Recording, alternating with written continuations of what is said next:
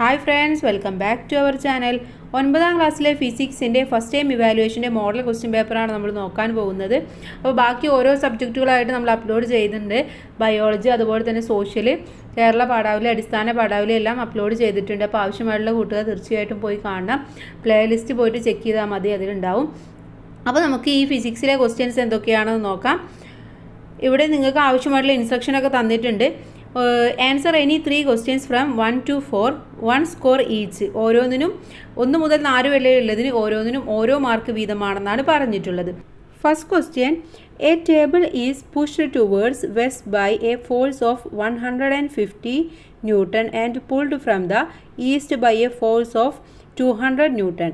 The resultant force acting on the table is. എത്രയാണെന്നാണ് ചോദിച്ചിട്ടുള്ളത്. അഥവാ ക്വസ്റ്റ്യൻ എന്ന് പറയുന്നത്, ഒരു മേശയെ നമ്മൾ ഈ വെസ്റ്റിൽ നിന്നും 150 ന്യൂട്ടൺ ഉപയോഗിച്ചിട്ട് പുള്ള് ചെയ്യാണ്. ഓക്കെ, അത് നമ്മുടെ ഈസ്റ്റിൽ നിന്നും 200 ന്യൂട്ടൺ ബലം ഉപയോഗിച്ചിട്ട് വലിക്കുകയും ചെയ്യുന്നു. മേശയിൽ അനുഭവപ്പെടുന്ന ഒരു ഫോഴ്സിൻ്റെ ഇത് എത്രയാണെന്നാണ് ചോദിച്ചിട്ടുള്ളത്. എത്രയാണ്? ഇവിടെ ഓപ്ഷൻസ് വന്നിട്ടുണ്ട്. 200 ന്യൂട്ടൺ, 150 ന്യൂട്ടൺ, 50 ന്യൂട്ടൺ, 350 ന്യൂട്ടൺ. ഏതാണ് ആൻസർ എന്ന് പറയുന്നത്? 50 ന്യൂട്ടൺ ആണ്. ഓക്കെ, അടുത്തത് നമുക്ക് സെക്കൻഡ് ക്വസ്റ്റ്യൻ നോക്കാം. Observe the figure. What is the angle of refraction in the figure? ഈ ഫിഗറിൽ ആംഗിൾ ഓഫ് റിഫ്രാക്ഷൻ എത്രയാണെന്ന് കണ്ടുപിടിക്കാനാണ് പറഞ്ഞിട്ടുള്ളത്. അപ്പോൾ ഇവിടെ നമുക്ക് ഒന്ന് തന്നിട്ടുണ്ട്. എന്താണ്? 70 ഡിഗ്രി എന്ന് തന്നിട്ടുണ്ട് അല്ലേ. അപ്പോൾ അവിടെ നടുവിൽ നോക്കൂ, സെൻറ്ററിൽ നമുക്കൊരു ലംബം തന്നിട്ടുണ്ട്. അപ്പോൾ നമുക്കറിയാം ലംബമാകുമ്പോൾ അവിടെ ടോട്ടൽ 90 ഡിഗ്രിയാണ് വേണ്ടത്. അപ്പോൾ ഇവിടെ 70 ഡിഗ്രി ആയതുകൊണ്ട് ഇനി എത്ര വേണം? 20 ഡിഗ്രിയും കൂടെ വേണം അല്ലേ. അപ്പോൾ അവിടെ ആൻസർ വരുന്നത് 20 ഡിഗ്രി എന്നാണ്. ഇനി മൂന്നാമത്തത് നോക്കൂ. In which case are the values of displacement and distance travelled equal? എന്താണ്? നമ്മുടെ സമാന്തരത്തിൻ്റെയും സഞ്ചരിച്ച ദൂരത്തിൻ്റെയും മൂല്യം തുല്യമാകുന്ന സന്ദർഭം ഏതാണെന്നാണ് ചോദിച്ചിട്ടുള്ളത്. അഥവാ ഡിസ്പ്ലേസ്മെൻറ്റിൻ്റെയും ഡിസ്റ്റൻസ് ട്രാവലും രണ്ടും കൂടെ ഈക്വൽ ആകുന്ന സിറ്റുവേഷൻ ഏതാണെന്നാണ് ക്വസ്റ്റ്യൻ. ഏതായിരുന്നു? നമുക്കറിയാം.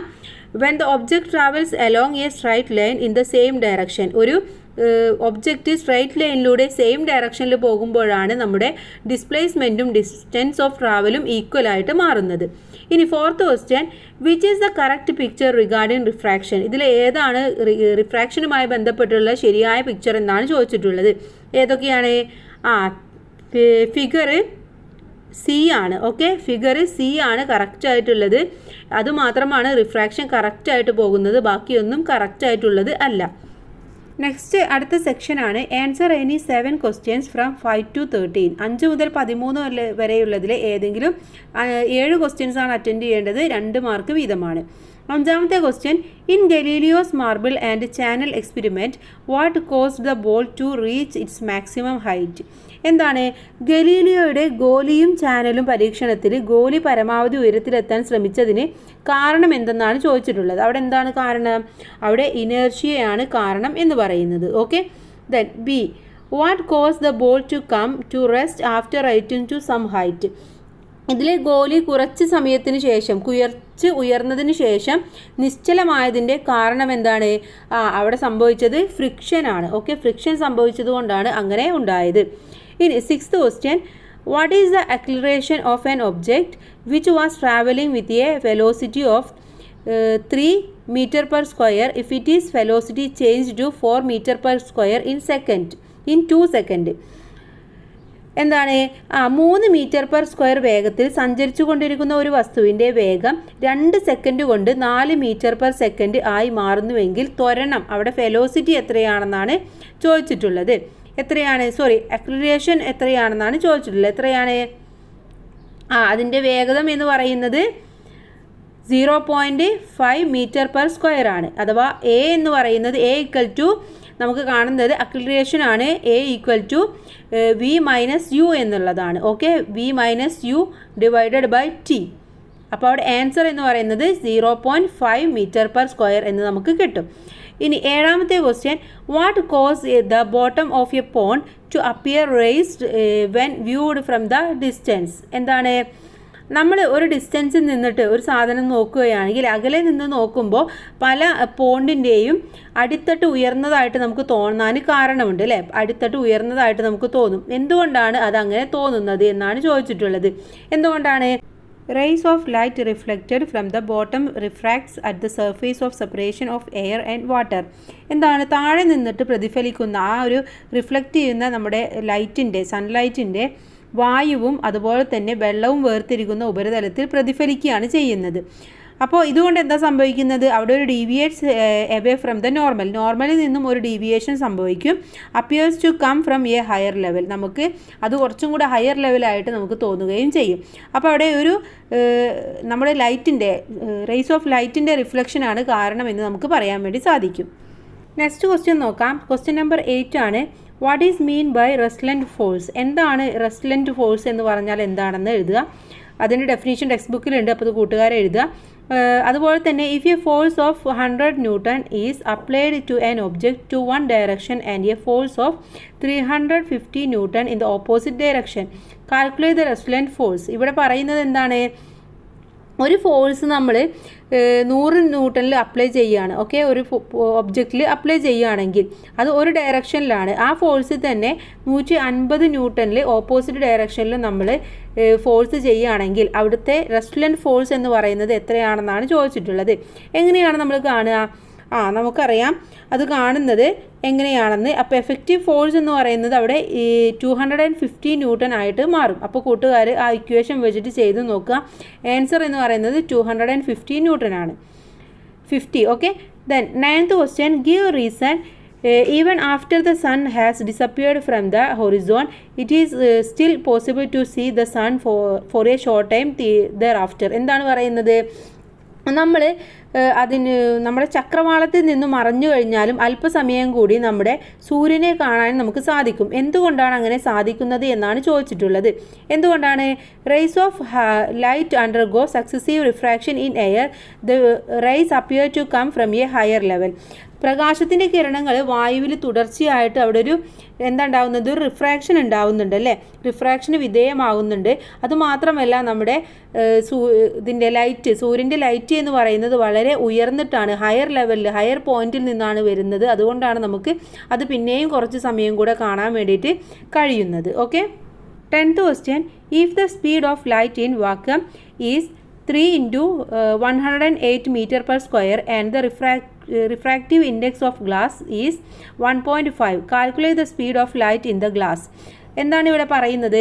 നമ്മൾ ഒരു ലൈറ്റിൻ്റെ വാക്വം എന്ന് പറയുന്നത് 3 × 108 meter per square ആണ്. അതിൻ്റെ റിഫ്രാക്റ്റീവ് ഇൻഡെക്സ് എന്ന് പറയുന്നത്, ആ ഗ്ലാസിൻ്റെ റിഫ്രാക്റ്റീവ് ഇൻഡെക്സ് എന്ന് പറയുന്നത് 1.5 ആണ്. എങ്കിൽ അവിടുത്തെ സ്പീഡ് ഓഫ് ലൈറ്റ്, ആ ഗ്ലാസിൻ്റെ സ്പീഡ് ഓഫ് ലൈറ്റ് എത്രയാണെന്ന് കാൽക്കുലേറ്റ് ചെയ്യാനാണ് നമ്മളടുത്ത് പറഞ്ഞിട്ടുള്ളത്. എങ്ങനെയാണ്? നമുക്കറിയാം അതിൻ്റെ ഇക്വേഷൻ എന്ന് പറയുന്നത് n = c/v എന്നുള്ളതാണ്. അങ്ങനെ ചെയ്യുമ്പോൾ നമുക്ക് ആൻസർ കിട്ടുന്നത് 2 × 10⁸ meter per square എന്ന് നമുക്ക് ആൻസർ ആയിട്ട് കിട്ടും. ഇനി 11th question. given is the velocity time graph for the motion of a cars A and B. ഇവിടെ ഒരു കാർ A and B കാറിൻ്റെ വെലോസിറ്റിയുടെ ഗ്രാഫാണ് ഇവിടെ താഴെ തന്നിട്ടുള്ളത്. First question. How much time did it take each of the 2 cars to reach the same velocity? Same വെലോസിറ്റിയിൽ 2 കാറും എത്താനെടുത്ത സമയം എത്രയാണെന്നാണ് ചോദിച്ചിട്ടുള്ളത്. അപ്പോൾ ഇവിടെ കാർ എ എടുത്ത സമയം എന്ന് പറയുന്നത് 14 സെക്കൻഡും കാർ ബി എടുത്ത സമയം എന്ന് പറയുന്നത് 6 സെക്കൻഡുമാണ്. ഇനി ഇതിലെ b question. Which car has greater acceleration? ഏതാണ് ഏറ്റവും കൂടുതൽ അക്ലറേഷൻ ഉള്ളത് എന്നാണ് ചോദിച്ചിട്ടുള്ളത്. ഏതാണ്? കാർ ബി ആണ്. ഓക്കെ, കാർ ബി ആണ് ഏറ്റവും കൂടുതൽ ഉള്ളത്. നെക്സ്റ്റ് ക്വസ്റ്റ്യൻ നോക്കാം. 12th ക്വസ്റ്റ്യൻ ആണ്. When an object is thrown vertically upward with a given velocity it reached a maximum height of 80 meter. With what velocity was the object thrown up from the floor? എന്താണ് ഇവിടെ ചോദിച്ചിട്ടുള്ളത്? നമ്മൾ ഒരു സാധനം എറിയാണ്, മേലേക്ക് എറിയുകയാണെങ്കിൽ ആ സാധനം വളരെ വേഗത്തിൽ തന്നെ മേലേക്ക് പോകും അല്ലേ? അഥവാ അത് കുത്തനെ മുകളിലേക്ക് എറിയുമ്പോൾ ആ വസ്തു 80 മീറ്ററിൽ ഉയരത്തിലെത്തണമെങ്കിൽ ഈ വസ്തുവിന് തറയിൽ നിന്ന് എത്ര വെലോസിറ്റിയിലാവും മുകളിലേക്ക് എറിഞ്ഞത് എന്നാണ് ചോദിച്ചിട്ടുള്ളത്. ഇവിടെ തന്നിട്ടുണ്ട് അക്ലറേഷൻ അഥവാ A = -10 metre per second square ആണെന്ന് തന്നിട്ടുണ്ട്. അപ്പോൾ ഇവിടെ ആൻസർ എന്ന് പറയുന്നത് എങ്ങനെ നമ്മൾ കണ്ടുപിടിക്കും? V square equal to U square plus 2as എന്നുള്ളതാണ്. അഥവാ 0 square equal to U square plus 2 × 10 × 8 എന്ന് വരും.